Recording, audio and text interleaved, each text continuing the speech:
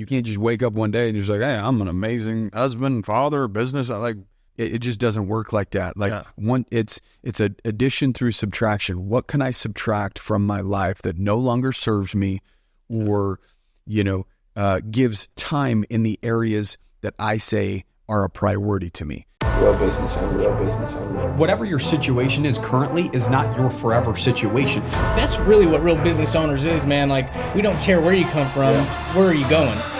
Our goal and our job is to reduce the mistakes that you have to make or the money that you have to lose.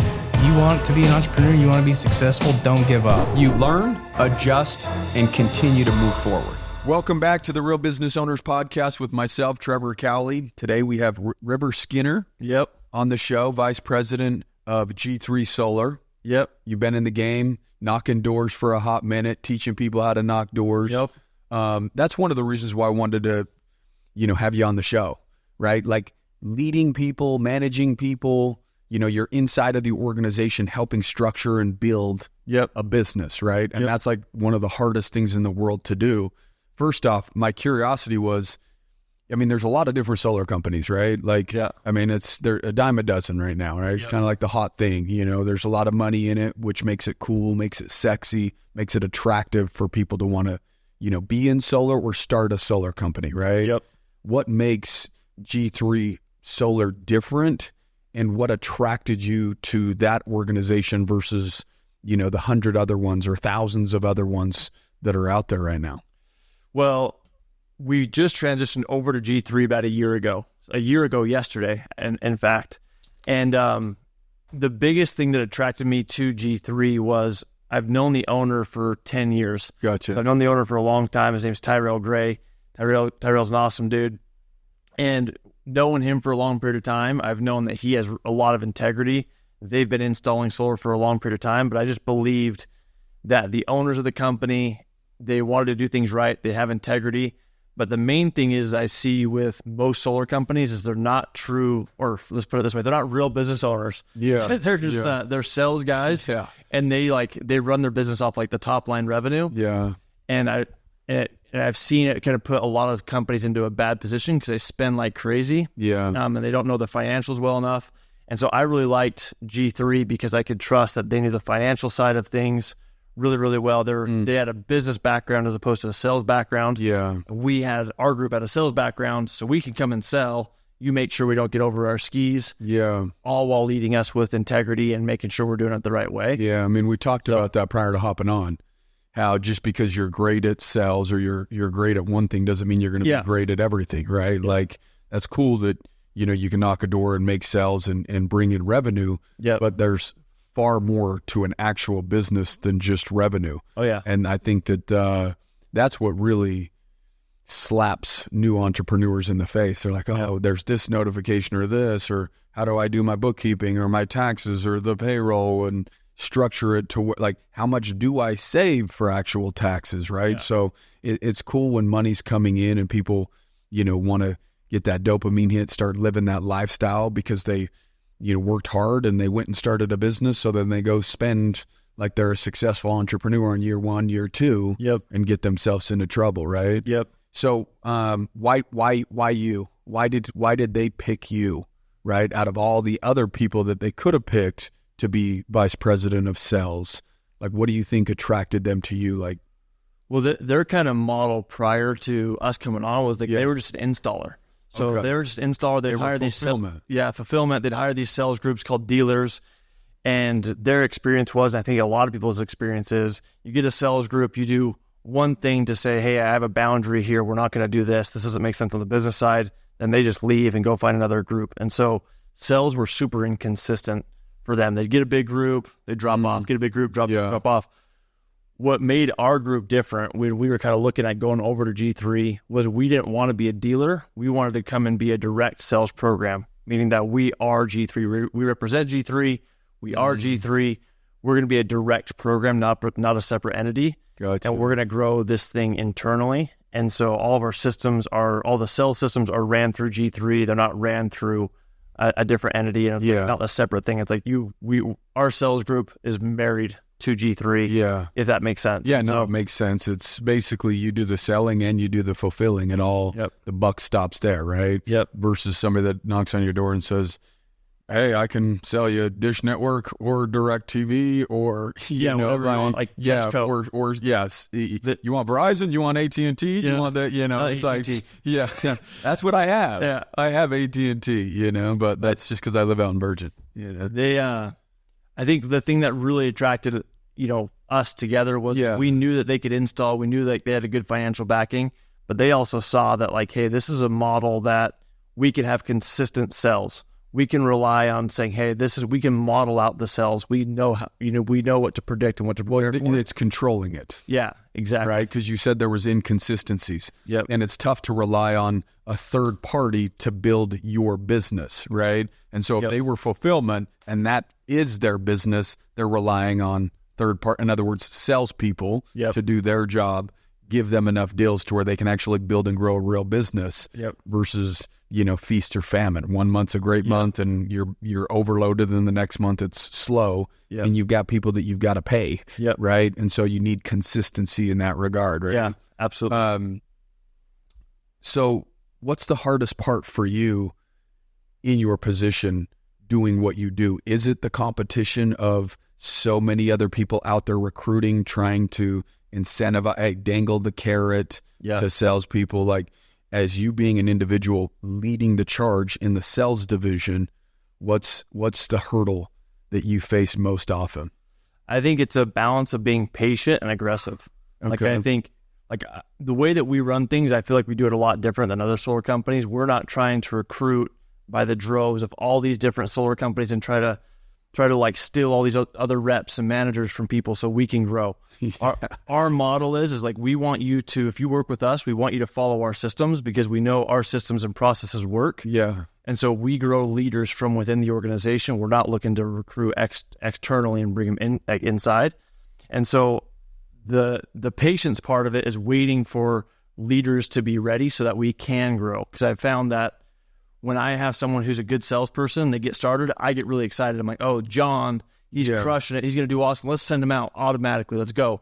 Well, we send him out to go open a market, and he kind of he flops, Mm-hmm. And so I'm learning the balance of being patient. Be like, no, we don't need to grow that fast because this person will flop, but in 6 months he'll be ready. So waiting for that, but also being aggressive with, no, we still have to make things happen. We can't just sit around and wait. And so right now, like, my mind is thinking constantly about what's the system that we're putting people into. We have a good system to make you be a good salesperson, but once they become a good salesperson, how do we develop that person to become a leader so that that person can continue to grow and we can continue to grow our sales organization beyond just sales, but in growing to different markets? Yeah. If that makes sense. Yeah, no, it does, because one, you're putting somebody in a position where they can make good money learning sales. And then secondly, you're putting them in a position where they can learn to become a leader so that they're not just hitting a ceiling just as a salesperson, having to knock the doors for the rest of their life, right? Like, if you're good enough and you're willing to put in the work and be patient, right? There's a process to where you're trying to go. And how I look at it when you were talking about that, I was like, okay, I look at it kind of like a backup quarterback in the NFL. Like when you draft a rookie, right? Like being patient. I mean, Aaron Rodgers sat behind Brett Favre for a couple years, but I'm sure that he wanted to play right when he got drafted. Right. But he was getting his reps behind the scene. He was getting the preparation done so that when he took the field that he could become Aaron Rodgers. And that's kind of what you guys are doing. There's some prep work that needs to be done behind the scenes to set somebody up for success. And I think that that's something that a lot of people do wrong just in general. So you're talking about creating environments where you could create leaders, but what happens when you don't have anybody creating that environment for you and you need to become a leader? Right. It's up to you to create that environment for yourself and put yourself in that environment every single day. I think there's a lot of amazing business owners that are very skilled at what they're doing, but they're terrible in terms of leadership. They can't even lead themselves and put themselves in an environment to where they're growing on a day-to-day basis. So when they're showing up in their business, they're becoming better every single day for the people that they're there to serve. And let's be real, that's what it is. Like a business owner, like it's not everybody serving you. right? Like in VP, it's not everybody coming to you and what can I do for you? You're going to them. Yeah. Like in reality, like it's there's an employer, but the employer really is the servant. Yeah. And you have to have some sort of servant mentality walking around. Hey, are you doing okay? Is there anything that you need? Like there's very few people that come in and check on you. Yeah. And as a leader, that's just what it is. Like your job is to make sure everybody's okay, understand what their needs are, where they want to take their life, create opportunities for them to grow with inside of your organization. Yep. And, mental health is a big, like I think the world's, falling apart at the seams because people don't have values. Yeah. Right. People don't have direction. People don't have leaders in their life to say, hey, you're good enough. I think I could see something in you that you can't see in yourself. Yeah. And, we've got an opportunity, provided you do X, X, and X, that I see you doing this in 5 years, almost casting a vision for somebody else that feels like they don't even know what they should be doing with their life. And it kind of helps them, get a little bit more purpose. Have you seen that with some of the young salespeople who are like, hey, I just want to make money. Yeah. And you cast a vision for them. They're like, oh, yeah, let's go, The thing that I'm hearing when you say that is like the organization chart is not like leaders at the bottom. Yeah. It's not, they're at the top. Turn the pyramid upside down. Yep. And it's like teetering on very few, and then it's top heavy. And that's a lot of weight bearing down on the leaders at the very, very top, right? Yeah. It's a lot of responsibility. Yeah. I think it's so important that, as leaders and as you're growing, it can feel, at least my experience is it can feel really lonely. It can feel like, oh, dude, like you don't understand the pressure, especially when you transition from being just like a sales leader to a position where you're making the payroll. You know what I mean? Like that's a lot of pressure. And I think it's super important to have a community of people around you that support you, that understand what's going on. Yeah. That's not in your organization. Yeah. You know what I mean? It's like, there's no like, I'm wanting something from you because you work for me or I work for you. We're just friends, but we're kind of going through the same thing together and having a community of people that can understand each other. Yeah. And that's truly one thing on a personal level I've been focusing on this year. I've been trying to network, not that I'm trying to network out of my company because I love the people I work with, but it's like everybody I know is we're working together. And it's like, that's all I talk to. I'm like, I don't want to get to know people outside of it. Yeah. I've different more I do that, my mind has been shifting like crazy, like putting myself into an environment where I'm growing. I feel like that's the thing that I've been doing lately to grow as a leader, is to find people that are not maybe they're not in door-to-door sales, they're not in solar, but they're still thriving in something else. Yeah. And they're still going through it, and they have a completely different paradigm than what I do. Yeah. And so by having those relationships, I found it to be super, super critical. Just lately in my mind, I'm like, I feel like the past 10 years, money has been a very high value of mine, which it still is. Money-driven guy. I like money. But I've realized the past 2 years that like relationships are so critical. And having a community and having people around you that care about you is really important. And so my mind has kind of been shifting from like what currency is not money. Currency is relationships. It's, emotional equity with people. Mm-hmm. Anyway, so I don't know if I don't have an end to that thought, but like when you're talking about the pressure as a leader, that's like how I felt, and my mind went to the way that we feel supported in that, that having people that are going through similar things, and they're not directly in your business, so they're not emotionally attached. Yeah. They can. I mean, it's cool to have camaraderie and connection with people that understand you in your industry, but it's also cool to have camaraderie and connection with people that are outside of the industry that have unique and different perspectives. Yeah. If all you do is hang out with other, you know each other's problems. Yes, you get each other, but you can't create a new perspective with the same people. Yeah. Right? Like, what if somebody's in a whole different industry and they're doing something a little bit different in their leadership or incentivizing their team a little bit different, and you're just like, oh, well, I can probably take that and implement that here. There's just so many different ways to skin a cat, right, so to speak. And every industry is a little unique and different, but how can we take a piece of this and piece of that and kind of put it together, right? Industries are different, but I feel like businesses in general, like they're all similar principles, right? It's like you have leadership, you have systems. It's like you have these similarities. Yeah. And so like you could go into any business. It could be a different industry. You might have to learn a little bit about the industry, but because you know the principles to grow a company, you'll figure it out. Yeah. Regardless of what the product is, it's all a widget, whether we're selling water bottles, solar, tax accounting, coffee, whatever. It's all a widget, and you have to be able to fulfill on that. That's the operational piece. But as far as the business side of it, I feel like the principles are still the same. But I think one thing that's like, I think business people intrigue me so much. Business owners intrigue me so much, that business owners that are married that have kids, because I feel like it's way easy, in my opinion. And like, you're single and you have no kids. Probably not that. Like I get there's pressure, but I feel like there's this whole new dynamic because I just became a father like 2 years ago. And it's like, my life is like chaotic. You know, like I'm looking at people with 4 kids. And they're married for 10 years and they're making millions. I'm like, now how do you pull that off? That's impressive. And so I'm like, I want to get around people like that. Because I'm like, to win just financially, or just to win financially and to have good health, good for you. But how do I have good health? How do I win financially? How do I have a wife that's obsessed with me and loves me and I love her? How do I have a good connection to God and my kids love me and I'm being their leader, showing up as the best father I can be? That's like the ultimate, like showing up who's your best in all the areas that are of importance. Like how do you do that, right? Like how do you juggle that? And for me, if you want that, it forces you to get rid of a lot of the dumb stuff. A lot of the distractions.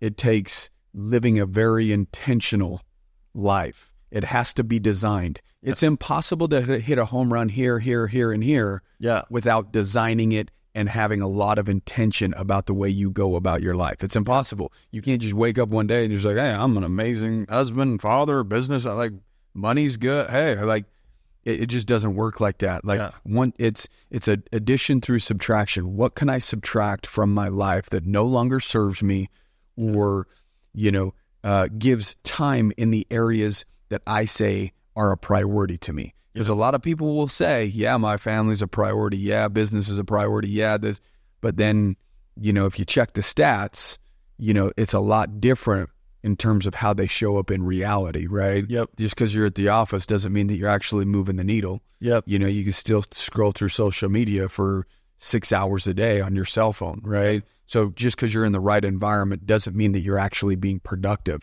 Sometimes we give ourselves credit because we're at home. We care. I care about my family. I go home at 6. I'm like, okay, and do what? Like sit on veg out on the just because you're in the environment doesn't mean you're productive. Right. And I think that a lot of people get that confused. And that's one thing I need to work on. Like I'm home and I'm on social media. I'm like, what am I doing? Like but what you're telling me, everybody's guilty of it. Is like the Pareto principle. The top 20% will get you 80% of the results. And so we need to cut out the 80% that doesn't give us the other 80% of the results. And that's like, to me, what's not important. What's not important is scrolling through social media. What's not important is watching the newest Netflix series. What's not important is all this stuff. What is important is being super present with your family. What is important is being super present with your wife on date night. What is important is being present at work and actually producing, not going to the office just to avoid something else. Hey, I'm out there working really hard. There's the book, The Psychology of Selling by Brian Tracy. He says that the average salesperson, on a weekly basis, works 4 hours during a week. Like actually during a week, the average salesperson will work 4 hours during the week. Wow. I think it's absolutely true. So if you look at the average person, what are they actually doing with their time? They're going to the water fountain. They're filling up their water. They're scrolling on their phone. We're just wasting time. I'm just guilty as everybody. And it's like, it's amazing if you just were to be if you want to be a good salesperson, just put in 40 true hours, not 4, not 40 hours in the office. Go from 4 to 10. Exactly. And then you just don't know that. Exactly. Well, there was a guy yesterday, Cody. Well, I mean, for the listeners, it's a week or so ago that was on the podcast, and he came in here. He does real estate. He brought his son, and he goes, "I was teaching my son some stuff today," and I said, "Watch. We're going to call 5 real estate agents right now. He's like, I'm going to show you how easy it is to separate yourself from competition. He calls 5 real estate agents in town. 1 out of 5 picked up the phone. Really? And he says, that's how easy it is to separate yourself, is making yourself accessible during business hours. Yeah. Like your job as an agent is to be accessible to people when your phone rings, because if it's somebody that you don't know and you're an agent, most likely it's somebody that wants to buy or sell a property. Yeah. It's a lead, right? Like this office that we're in right now, bro, you know how difficult it was to get into this? We came by, we got the phone number off of the window because I saw it online or whatever. I came in, looked in the windows, right, when we're trying to build out a little podcast studio. And we're like, oh, there's 1,100 square feet. That's going to be perfect. We'll build it out. We'll do it there. It'll be nice and affordable, nothing big and crazy. We'll just test it out and see if we like having our own studio. So come over here, look in the windows, grab the guy's phone number, okay? I call the guy, nothing. I text the guy, nothing. I call him again and again and again over the course of a week, nothing. Then I call his office and leave a message with the secretary, nothing. Yeah. Then I was about to go into the office, and Corey, he goes, hey, have you heard back from that agent about that space out there? And I was like, no, bro. I was like, I'm trying everything to get a hold of them. And he goes, dude, let me do some digging here. I'm going to find out who owns the building. And I said, cool. Within 5 minutes, he has a screenshot text to me, text it over, and it has the building owner's name and the building owner's phone number. I'm like, this is like Friday night at like 7 o'clock. Yeah. I'm like, I'm going to call him on Monday, or whatever. And I was like, no, I'm going to call him right now. Yeah. Just whatever. How often do we put things off that we can just address right now, right? And I'm guilty of it too. So I call this guy, and I'm like, hey, the lady answers. I'm like, is this Paul's number? Do you guys own a office out in Coral Canyon? She's like, oh, it's old lady. That's my husband. Do you want here? Hands the phone to her husband. I'm talking to Paul. I'm like, hey, I'm not trying to be harsh or anything like that. I've tried to beat up your agent through text messages, phone calls. I've called the office. Now I'm not going to judge him because it's only been a week. He might be on vacation. He may have a death in the family, something like that. But I want your office. Yeah. And this is kind of my terms. This is what I'm thinking. I don't want to sign some long lease. This is just a little test gig. I'll pay you a year's worth up front, So he's like, oh, I just bought it in July. So yeah, I'd love to have somebody in there. Yeah. I'm like, dude, I'll put in the carpet. I'll do the paint. I'm not going to ask for any tenant improvements from you or any allowances. I just give me this at your rate that you already have it listed at, but don't make me sign some 5-year long lease or whatever. So then he met me over here on Monday. We walked through it, and like, got it done. That's the difference. When you're talking about 4 hours that the average salesperson works, there's 2 examples just right there. Unfortunately, and I'm not here to beat up on real estate agents, but unfortunately, both of those situations were agents, right? They're in the industry of selling homes. Yep. And so, and I know for a fact, commercial, those guys, they can get some fat pockets when the market's good. Yeah. And fat pockets usually make people get very complacent, make people get lazy. Yeah. And I'll get around to that. I'll call them back, like, and it's unfortunate, but it is what it is. It's not hard to separate yourself from competition through accessibility. Yep. Right. That's 1. 2, effort. Yep. Right. Showing up every single day. Have a standard. Yep. Like if you're in a certain industry, whether it's in knocking doors, whether you're making phone calls, how many calls are you going to make a day? How many doors are you going to knock a day? Yep. Eventually, everything's a numbers game. Break it down. If I'm in a neighborhood and I knock 40 doors and I get 1 per 40 or 1 per 50, I'm like, okay, I want 2 deals, every single day. So I'm going to have to knock 100, or I want 5 deals in a week. So I'm going to have to, and you break it down. Let the math and the data give you the information on what your actions need to be for the outcome that you said that you wanted. Yep. Right? It's not as hard as people make it, right? It's just the fact that we rely so heavily on emotion and motivation and, this. And so we're motivated when we go out to knock, on that 8th door or that 10th door, and it's starting to get warm out, or you've heard too many no's. there goes your motivation. Yep. And here comes this emotion that's going to tell you, tonight's not the night, or today's just not the day, right? Yep. Like back off. But if you had a predetermined number going out there, it doesn't matter what the emotion is. Yep. What matters is, did you hit your numbers? Yep. Did you knock the 50 that you said that you were going to do? Yep. There's plenty of times if I just relied on I wake up and I'm not going to run 10 miles. Yep.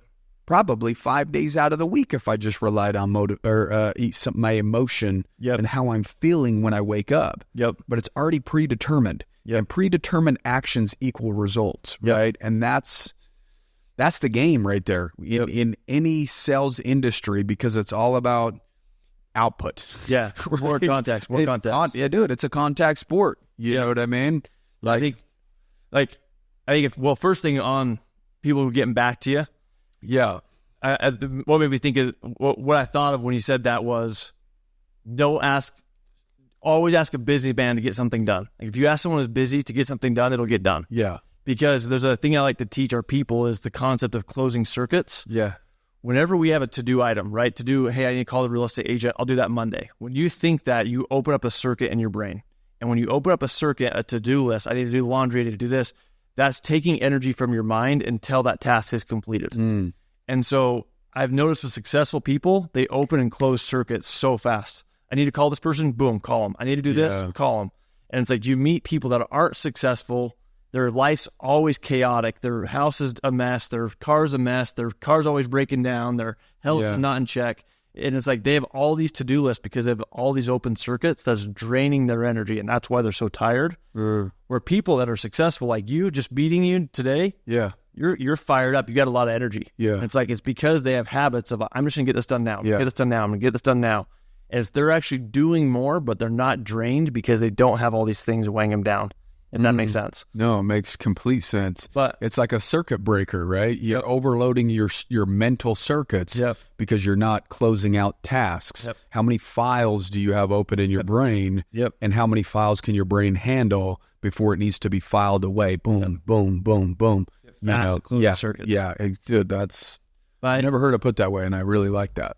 Well, thank you. But yeah, I think sales, that's like the biggest thing I've learned about sales is people. It's so like my first year doing door-to-door sales, I grew up selling watermelon on the side of the road. My dad owned a produce stand. He said, hey, I'll give you have two options for a job. Option one is you can go shake a sign out of the corner, or you can go and you can just be commissioned and sell watermelon. I'll pay you 50 cents every watermelon you sell. I'm like, I'll pick that one. I was going to say, dude, did you get good at the...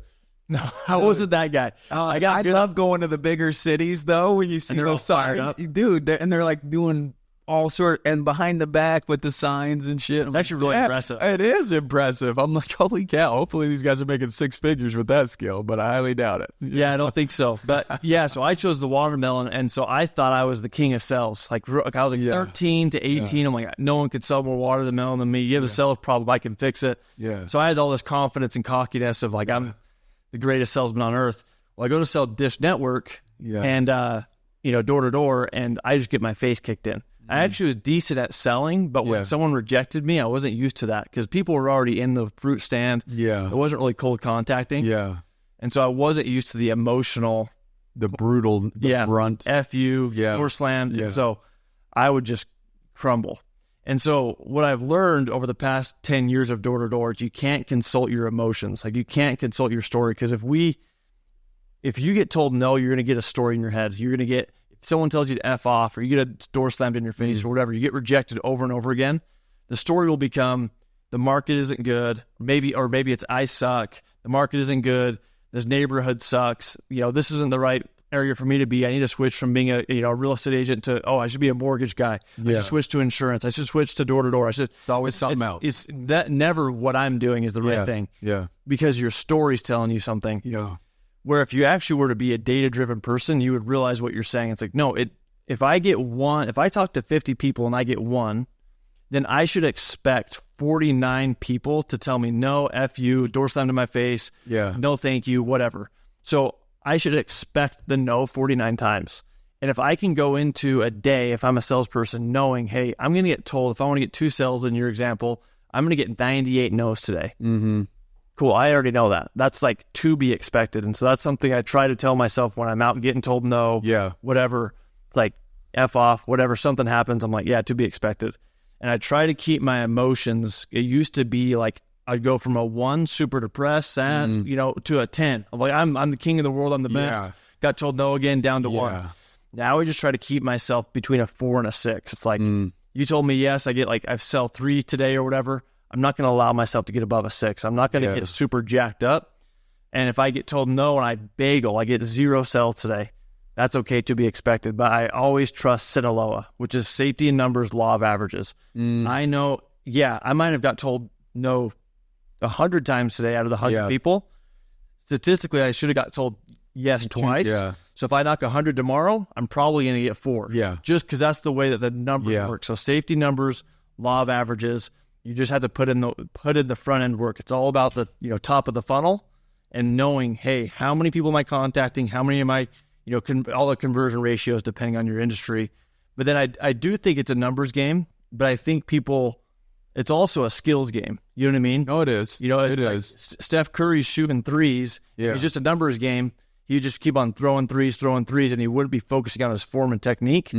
But I think the numbers will tell you where you need to get better. So if you have 5 different conversion points, from the 100, if out of 100, how many do you talk to? Out of how many you talk to, how many are qualified? How many do you set an appointment with? Of the people you set an appointment with, how many sit? Out of the people that sit, how many buy? Out of people that buy, how many do you install? For example, if you know all those numbers, and then you can base it off of, and you know the other people's numbers in your industry or on your team, you can know where your conversion rates are low. And then you can say, hey, I'm really good at setting appointments, but I'm really bad at getting them to sit. So I don't need to work on being, more setting appointments. I'm good at that. I need to be more convincing. I need to do more tie downs. All I know is that this number is low. So I know my stats and say, this is where I need to improve and work on. And then you can start working on that skill side. But at the beginning of a sales career, I think it's just more input at the beginning, more input, getting more reps. Getting reps every day. Get your reps. Yep. If you want to be good at anything, the more reps you do, the better you're going to get. Yep. Again, an output game, right? Yep. And that's one thing that you have the ability to control. Yep. Is your effort, the output that you do every single day. Yep. Right?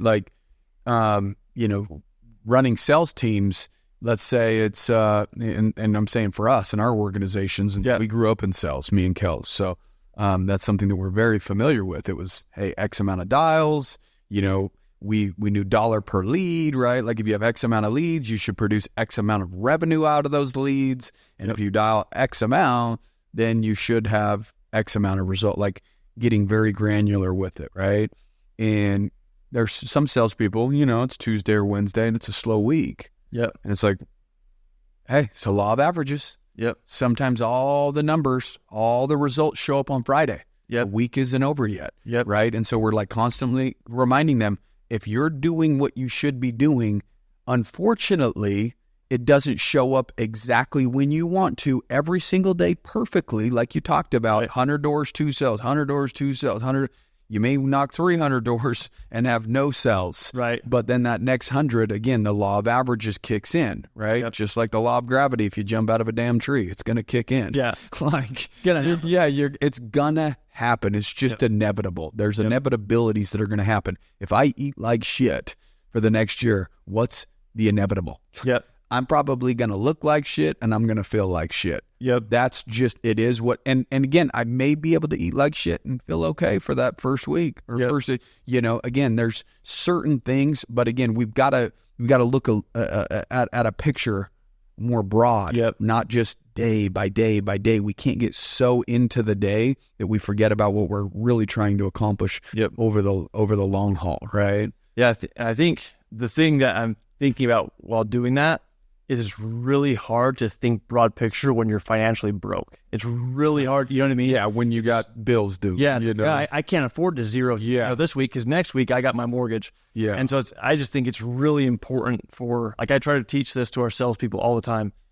Get your house in order. Mm-hmm. Like get your money right. Like I'm not saying you need to be, wealthy overnight. I'm saying in the next 12 months, you need to have 6 months of bills saved up. Yeah. You need to have Your credit card's paid off. Any debt that's not paying you cash, in my opinion, including your home, should be paid off. Pay off everything so that way you have you have little stress, and that way you don't get emotionally tied as much. Yeah. You get stressed out when it's like, and then we start to self-sabotage, and it's like the self-fulfilling prophecy of like, I can't make money. I'm at zero. I need to pay my mortgage. I can't do it. And then it happens. Being desperate, it's hard to perform. Yeah. That's the word, desperate. Nailed it.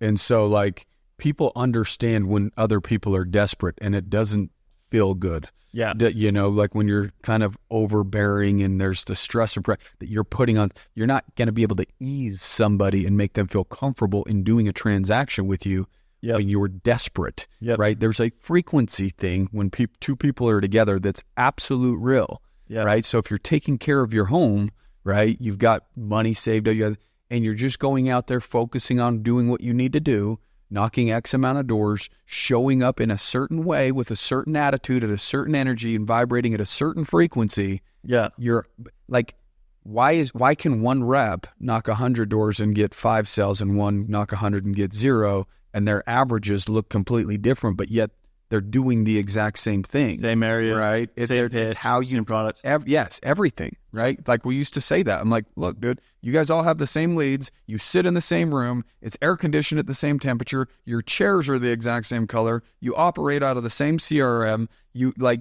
Everything's the exact same. Why does homie over here have 15 deals? And and you over here got 5. Yeah. Like you're the common denominator, dude. Like it's not that they're getting fed something special. Like it's just the way that they show up. And I remember being a sales guy and sometimes being in the shower before work. I'm going to put up $5,000 a day. I'm going to put up $5,000 a day. Like I would just think about that as I'm going to put up $5,000 a day. Yep. And it was crazy. And again, it doesn't happen every single time. Right. But it was crazy how many times it did happen when I would show up and I'd put up 5,500. Yep. Or 6,000 or 5,000. Like, again, I'm priming my mind to do the very thing that I want it to do prior to going and doing the thing that I need to do to get the result that I want, right? And so I'm going out there with what? Intention. Right? I've already set the intention for the day of what I'm going to do, which helps me with the no's or this, like, because I know what I'm trying to accomplish at the end of the day, not because I got 2 no's by 11 o'clock, or whatever. So that makes me think of when you're talking about priming. So last year we did a lot of blitzes. So basically what you do on a blitz is you go out to a certain area for a certain amount of time and you go sell, right? We sell solar. So we go out for 10 days and I don't do any leads. I don't take any leads. I just knock my own doors, sell my own doors, just because it's the most lucrative. Yeah. I don't mind knocking. Well, every trip I'd sell, I know between 9 to 14, 15 deals. And I remember thinking in 10 days, because my conversion rates are about 25% of leads that I set, I will sell. Okay. So I'm like, hey, how do I sell 20 in a day, or 20, sorry, not 20 in a day. How do I sell 20 on the blitz in 10 days? Yeah. And I was doing the math. That's 80 appointments, roughly. I'm like, that's a lot of appointments. Day 1, I show up, there's 0 appointments. So I have 9 days to really run those appointments. So I'm like, okay, I have 9 days to run 80 appointments. I was doing the math, and I'm like, I have an hour per appointment. I'm like, there's not even enough time slots for that to be possible. Yeah. There's not enough time slots. Like, by the time I get to area, which is around 11 o'clock, like, I don't have enough time. And I was telling my wife and my friend Jason, I'm like, I think this is impossible. Like, I don't think it's possible. And I was like banging my head against I'm like, how can I do this? Like, I don't think I'm going to become a better salesperson overnight. Like, I don't think my conversion ratios are going to go to 40%. Yeah. This is the math problem. And then I kind of had this epiphany because I was thinking, like, there has to be a way, but I'm like, I just don't see it. And I was like, what if I tried 45 minutes appointments? I'm like, if I do 45 minutes, I'll have enough time on the clock. And I don't know anybody who sold 20 in 10 days. I'm sure there's people that have done that, but in my mind, I've never seen. I don't know someone to model to do it. And I was like, this is a big deal for me. I'm like, I wonder if I could do it. I'm like, okay, I figured out my strategy. Once I figured out my strategy, I started to tell everybody. I posted on social media, I'm going to sell 20 in 10 days. I told my wife I'm going to sell 20 in 10 days. I told my team I'm going to sell 20 in 10 days. And I was really nervous because I'm like, I've never done that, but that was kind of, for me, the shower thing. I'm going to make 5,000 today. I'm going to put 5,000. I'm going to sell 20 in 10 days. Well, I go out there and I just run my script and it ends up working out. And I sell like 20 in 10 days. The whole time I was like, just focus on the numbers, focus on every day I need X amount of appointments on my calendar, Just do that. And don't worry if someone tells you no, just focus on the appointments. And I hit that goal. I remember I hit the goal. And actually, let me back up. I had one last day. On my last day, I had 19 or 18 deals, so I needed 2 more. Okay. Sold one in the morning, I'm at 19.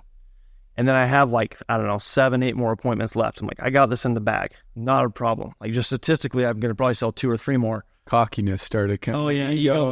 I got off, and then all of a sudden, no show. Yeah. Not interested. And it's like, I just get no after no. And I'm talking emotionally. I've worked my tail off. I'm so exhausted, and I'm going to be so frustrated if I don't hit my goal.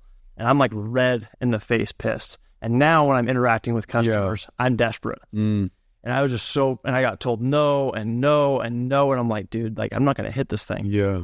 And I remember this one person told me no, or they no-showed me, but he said he's at the hospital and he's just need to go to the doctor. So I called him. I'm like, hey, could you, are you around?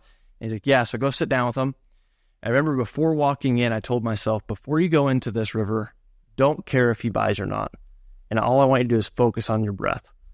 And that's what I did to calm down. The whole time I was presenting, I just was just focusing on my breath. And I remember there's a lot of chaos in that presentation. The neighbor came over, distracted us the whole time. And if I would have been in desperation, I would have been like, dude, hey, you got to go. I would have been trying to control the situation too much, and I would have lost the sale.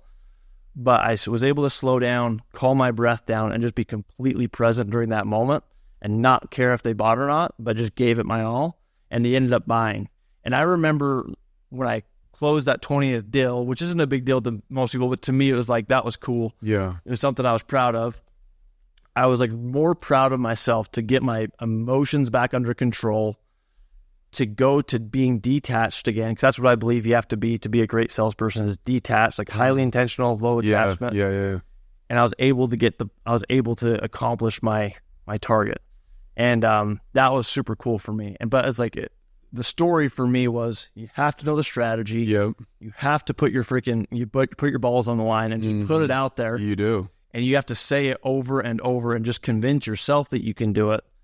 And then when things aren't going your way, when you think you got it in the bag or you don't think you got it in the bag, you have to learn to emotionally pivot and not let that consume you. Because if not, then that's why we see people self-sabotage. Well, you're controlling what you can. Sports, you can control how you breathe. You can control how you enter into the situation. You're not going to be able to control whether somebody's going to buy or not fully, right? You don't know what's on the other side of the door, right? But you know that you can hone in your own emotions. That's the only thing we all have control of. Is ourselves. So control the controllable, control yourself. Whether you're talking about knocking on X amount of doors or setting the appointment, you can control that. But again, when you're saying detach from the result, the result isn't fully you when you're actually doing business with another person. Right. So just focus on what you have the ability to do to put you in the highest probability of success. But detach from the outcome. Focus more on your actions than the outcome. And when you control your actions in the right way, the outcome, that's just a byproduct. Right? If somebody wants a freaking 6-pack, cool, you can sit there and just focus on the 6-pack, or you can just say, man, if I signed up for 3 different marathons over the next couple months, what's the byproduct of that going to be? You're probably going to lose weight, and you might start seeing your 6-pack a little bit. Focus on things that you have the ability to control and let the actual outcome that you want be the byproduct by controlling the things that you have the ability to, right? I remember being on the phone young, and we had a mute button right here on our headset, because back in the day they didn't have wireless headsets. We were hooked up to a leash is what we called it. It would hook right out into the phone, and I'd put it on mute. When somebody would answer, I would say, "This Bob's going to get closed right now." I would say it really loud on the sales floor and get people's attention, and then click back over. And start my pitch. Begin. It created a different sense of pressure because I spoke what I was going to do, right? And that's the same when I ran 37 miles on my 30. I went into a room and said, I'm going to run 37 miles in 39 days on my birthday. And I'm putting some accountability out in the world with other people, telling them what I'm going to do. a lot of people will put on, hey, I'm going to do this, or watch me, or this. And it's like, okay, cool. Watch you do what? Yeah. Like, call your shot. Babe Ruth that shit. Yeah. You know what I mean? Point to the fence. Yeah. Guess what? There's humiliation if you don't do the thing that you said you're going to do. Yep. And I'm telling you right now, that creates a whole different level of pressure, and the right people perform under the right pressure. Yep. If you're not that person, you're not that person. You'll find out about it, right? But yep. I would rather call my shot, crash and burn, than be silently broke, silent, and never really bet on myself. Yep. And that's a big issue, man, is people just don't speak out what they want. Yep. They don't live an intentional life. Yep. They don't bet on themselves enough, like control what they have the ability to control so that the results they want could be a byproduct. I mean, there's so many different lessons that we've shared throughout this podcast. What advice would you give somebody that was in your shoes, that was young, knocking doors, selling initially when you were getting your face pounded in and your emotions were, from top of the world to the bottom of the mountain, just depending. Like, there's a lot of young, hungry salespeople that listen to the podcast, right? Yeah. That want to become entrepreneurs, that want to start businesses. What's one piece of advice that you would share with an individual that's maybe new in sales that would serve them in a way that could potentially put them in a situation in 5 or 10 years from now? Maybe they're not doing sales anymore and there's more opportunities for them. Yeah. So I'd say 3 things. I'd say the first thing is find a leader that you truly believe in. Find someone who has the result that you want and make sure that you have a great relationship with them and talk to them consistently. Get to know what, like, success leaves clues. So you don't have to figure this out on your own. Like, you can, and you'll get there in 10 years. If you have a good mentor, you'll get there in 2. Yeah. So that'd be the first thing. The second thing is to stay consistent. Like, stay consistent. Follow the process, or marry the process, divorce the outcome. Like, get rid of the expectations of what you should be getting and realize what you're getting is who you're becoming along the way, and that's through the process. And then the third thing is to always be thinking level up, like leveling up your skill set. Don't be stagnant and like, I'm a 2-a-week kind of guy. I'm a this kind of guy. Always be leveling up your identity to continue, because I just see a lot of salespeople get stuck, and that they just are stuck in that identity. And you don't want to be in, I'm an 80 grand a year guy, or I'm 100 grand a year, and then that's their ceiling. Yeah, they never become from a door-to-door salesperson to a leader to, and they can to an investor to whatever's next. Yeah. That's up to the person to decide, but always be looking to level up and don't stay stagnant. Don't be stagnant or okay with your current situation. Always grateful, never satisfied. Like, be, committed to always leveling up your life, and don't be like, okay, I made the 200 grand a year now. I've made I call it the king of the shitheads. Like, you're the coolest of all your buddies. Yeah. You need to be hanging out with people that are way more baller than you. Like, there's levels to this game, and you got to go find those people that are living at a higher level. No, Stop get out of your ego, I should say. Yeah. There was a young individual at the gym. He's like, oh yeah, I'm doing good. I make 150, but my goal is 200. And I said, cool. Then the goal is going to be 250. Then it's going to be 300. And then guess what? Eventually it's not about the money anymore. It's going to be about the individual that you're required to become in order to make the money. Yep. So eventually money becomes no longer the thing that you need. You start craving the evolution of self, and you become more valuable to the point that your money actually evolves with you. Yep. Right? So that's what you're talking about on that last point that you made, is always be in other words, we're at the human design, we wouldn't be designed this way if it wasn't something that we were supposed to do. Yep. In other words, we're designed to evolve. Yep. Every single year that passes, we have more potential. And our job here is to look at the past year and say, okay, what lessons can I extract? What pitfalls can I avoid, and where can I evolve? Where can I get better? Yep. Right? Like, that's the whole point, is to have data about yourself every year that you age, and that's how you become self-aware. I don't do so well in this environment. I probably shouldn't put myself in that environment anymore. Right. Right? So don't get so egotistical that you think that your shit don't stink just because and guess what? Guilty. Yep. When I was young, making $150,000, $200,000, nobody could tell me what to do, right? Yep. Like, I make just as much money as doctors or lawyers or that, and I'm a sales guy, right? Like that was the biggest detriment to me in regards to having the opportunity to make $500,000, $1 million, 1.5 million. When I got rid of that attitude, that's when I started hitting the $500,000, million, 1.5 million on an annual basis. It wasn't, and again, it stops being about the money and it starts being about being in pursuit of the best version of yourself. Right? I think people that are naturally more confident, they can probably take those and look and say, okay, where am I not doing well? And they can kind of take that and like the grain of salt and like they're fine. But I think there's a whole different set of people that I've seen, because I feel like I was that person. When I'd be like, I'm not doing good, and I'd be like, oh, I'm not good enough, and then I would start to defeat myself. So the thing that I've learned for me, for my self-awareness, and I think some people this will relate to, some people it may not, but you have to look at River or whatever your name is, as that's a character in a video game. And you're just the guy that's playing, you're just playing the controls. So you're just looking at the stats and like, okay, this is how, like, don't attach yourself to what your self-awareness is or where you're not doing good and be like, okay, now I'm not good enough. But no, these are my stats. Okay, if that's just my stats, how do I get those to be better? Don't like create stories around like, oh, like, man, I messed this up. Now I'm not good enough. And then you start going into self-sabotage. Yeah. So anyway, just a last thought. I've done that.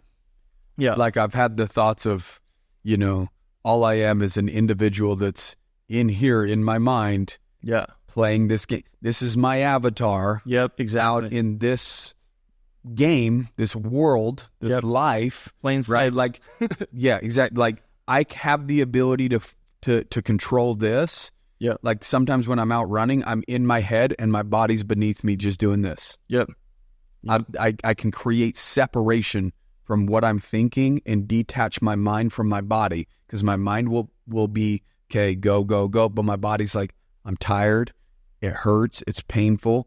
Either my mind goes down into the pain, right? And that pain starts controlling the mind, or I detach from the neck and control what I can. I'm going to control my breathing. I'm going to keep going. I'm not going to die. I'm going to keep going. All this is just me controlling my body underneath me. Yeah. Like it might sound stupid to some people, but no, it's legit. Like I've done that. Yeah. Right. And so I've never heard anybody else really say that. So I appreciate you finishing up with that. So I thought maybe it was just me being crazy. Maybe it was just me out there in the middle of nowhere, like playing mind games with myself. And you're mile 9. Yeah. Or 36 on your. Yeah. He's going 50 this year in July, but that'll be I'll be in the video game. Yeah. That day. Yeah. So how do people connect with you if they want to connect with you, man? Biggest place is my Instagram. So River J Skinner. Would love to connect with any of you guys. I love meeting new people, getting to know people, helping, also learning from you guys. Yeah. So please connect with me there. River J Skinner on Instagram. Yeah, that'll be also in the show notes as well. Appreciate you coming on, man. Yeah, thanks for having me out. Thank you for the book, To Tap Into My Inner Hippie. Yeah. And the picture. Don't need weed. I don't need weed anymore. So... and that's an evolution of self, right? I didn't need that anymore. I can actually tap into my inner hippie without it. Yeah. Right? So, and thank you for the picture, that autograph photo, Roger. Welcome, man. Yeah, that's super meaningful. It means a lot. Thank you. Hope you guys enjoyed today's episode. I know I did. Rate and review the show. Keep kicking ass, guys. We'll see you next week.